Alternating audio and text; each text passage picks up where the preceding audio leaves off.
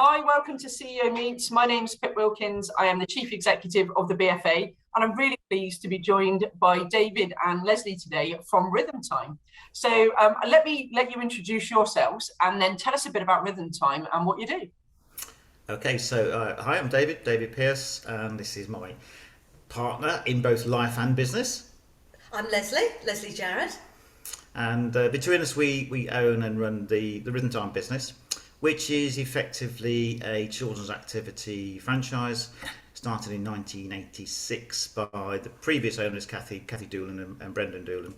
And we run children's activity classes across the UK, focusing on developmental needs and getting children to understand or to learn rhythm patterns, songs, movement, and learning to use instruments, which is multi-purpose really. It helps them because they love it and have fun, but there's been many studies proven that when children get involved in rhythm patterns, singing, dancing, music, all that sort of stuff, it's massively beneficial to their developmental needs.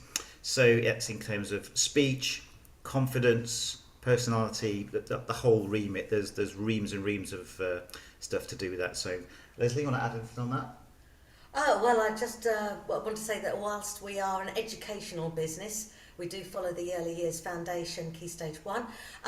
It's not something that I think most parents would even know we are.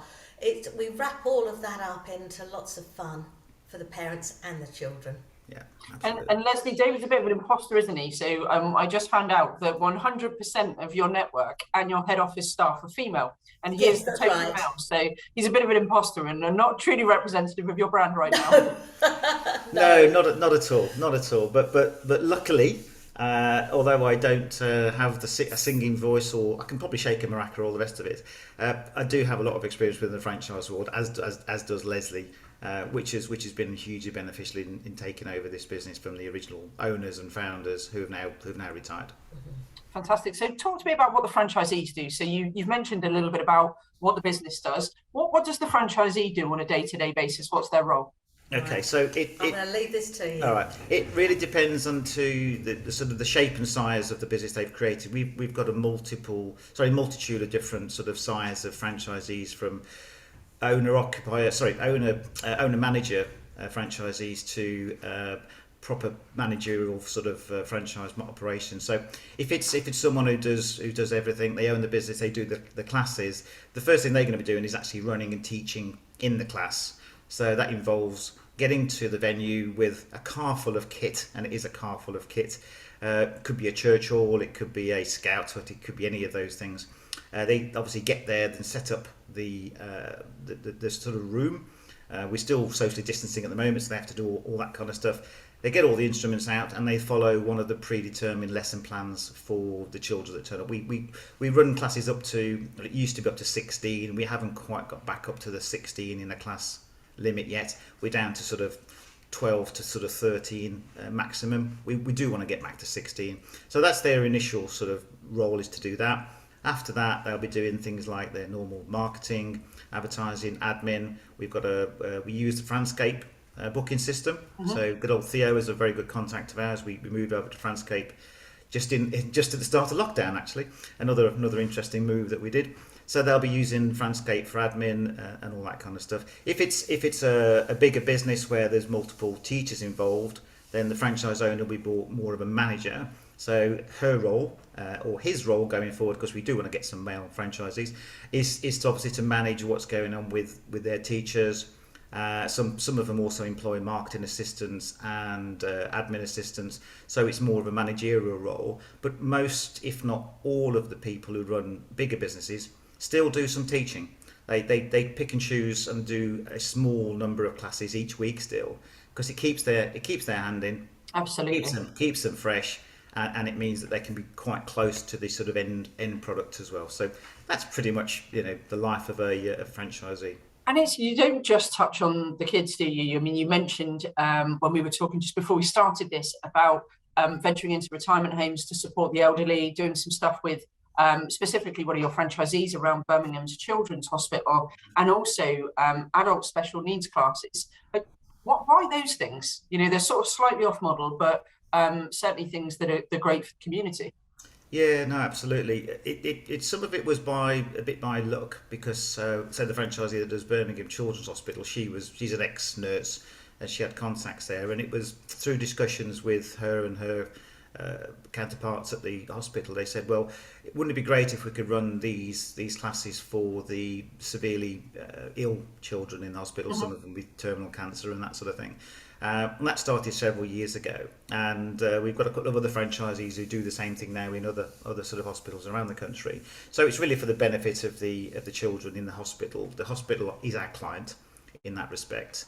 The care homes again started many years ago, where it's sort of a dual recipient in a way. So the child obviously is benefiting from the actual classes and the learning and development, but the residents really get involved, and it sort of brings a big smile to their face when they see youngsters enjoying themselves. Pretty much all the songs we use are well known to everyone. They're based around nursery rhymes and all the stuff that everyone knows. So the guys and girls in the home, they join in, they clap their hands, they sing along. It's brilliant to see them. So it's a great environment. And one of the things, if you talk any of our franchisees and said, why do you do this? They'd say, first and foremost, it's just the best fun.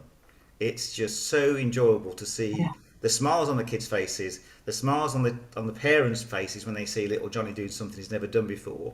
And when you're in like the children's hospital or the adult nursing homes, you see people that are in difficult situations, again, sort of beaming and coming to life for half an hour. And it is only half an hour the lessons run for, but it makes such a difference in that half an hour.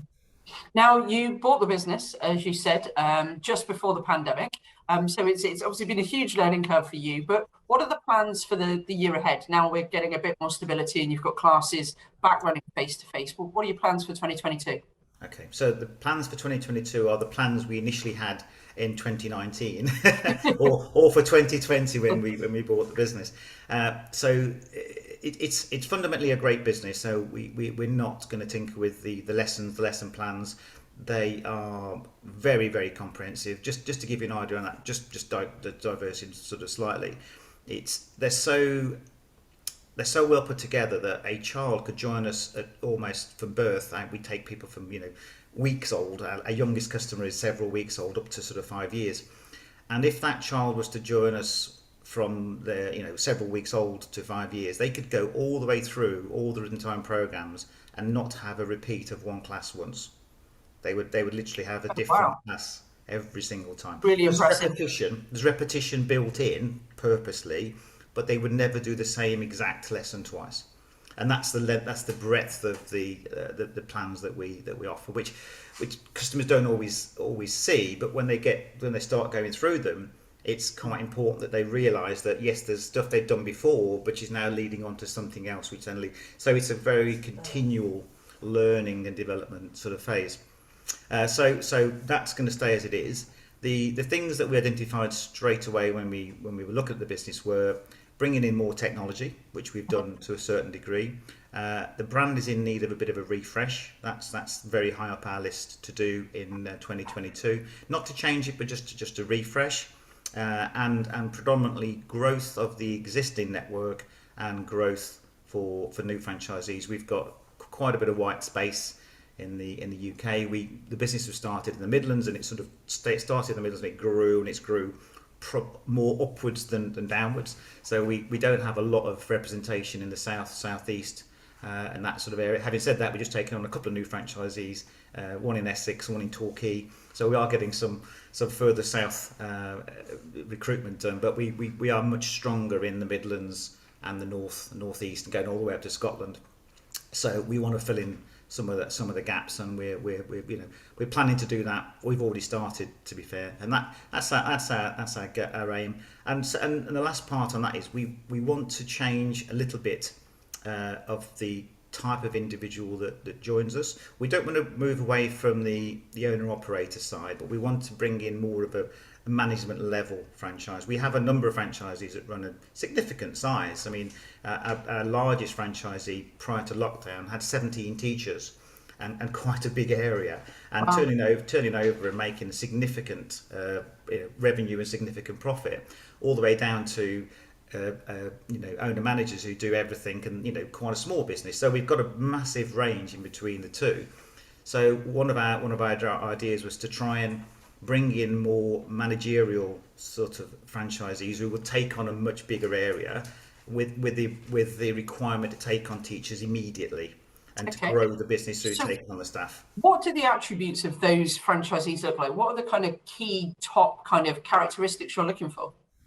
It's probably no different to any other franchise I've ever been involved in, really. And I always try and keep it fairly simple, really. I'd say that a good franchisee, in my view, should have the right attitude. They should be resilient, and they should be coachable. Because if they've got those things, and you've got a good franchise model, and you've got a good system, it should work.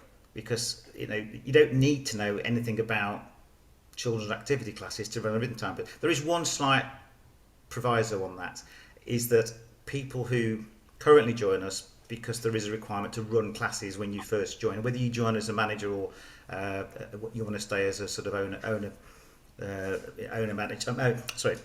owner operator, you have to be able to sing, or you have to have. When you say sing, I mean I can hold a tune in the shower. Does that That's count? fine. That's it. You don't have to be a trained singer. We do offer training on singing, and we work on the basis that most people can be taught to sing, believe it or not, and it is at a level whereby you need to hold a tune. Now that has always been one of the requirements that we have. We still have that requirement. We would relax that if someone was coming in at a sort of high-end managerial level, which we haven't had yet, because at the moment we always stipulate that whatever level you come in at, initially you should teach some classes. Yeah. You can move away from that later on if you want to, but you do it to start with. Something that you need to do, isn't it? When you're going into any business, you want to have been able to have done something so you can say to somebody, look, I've been there and done that before you. And I think that's really important for a franchisee. So, I mean, I have the voice of an angel, so I could be a franchisee tomorrow. You could. And to be fair, most people want to do that. The difficulty is if you're coming in and want to run a bigger business, it takes roughly a year to sort of 16 months to learn all the lesson plans, because they are so, as I said earlier, there are so many lesson plans, and you have to learn them all and memorize them, which sounds ridiculous that you can put so much in your head and learn them, but they do. But it does take over a year to learn the full program. So when we bring a new franchisee on, we run four sort of levels of class, but we don't teach them all four to start with. We teach a new franchisee 2, and then we concentrate on them getting those two classes up and running first. And then while they're running those classes, in the background, they'll be learning all the other lesson plans for the other age groups that they will migrate into over time. It's brilliant. So you've spoken about what you would want from a franchisee. I ask everybody the same thing. What do you think the key thing that someone looking to invest needs to consider? Well, I think like anything really, it's all about doing your research in terms of who are you going to go into business with, who are the people, what's the brand, what's the business, and is it something that you can, first of all, are you going to enjoy it? People get involved in businesses for different reasons. This isn't a business that you get involved in purely to have an enterprise that's going to generate revenue. We wouldn't fit that bill for most people. It does those things, of course it does. It's a business, it's not a charity, and people can make significant revenues from it. But first and foremost, with Rhythm Time, you need to have a real affinity or passion, which most of people have got, for children and for music and for all the things that encompasses really. So that's a big one for us, and one that we do look for. We do attract an awful lot of ex-music teachers, school teachers, and mums that have been working in the corporate environment, that have a child that decide that they don't want to go back to that corporate environment, and they want the flexibility around what they do with their little one or little ones as they have them, and that is the vast majority of our network come into that sort of sector. Wow. David, thank you so much for your time today. It was really nice to understand more about you, but most importantly, Rhythm Time. Okay, thank you very much, Pip. Lovely to see you again.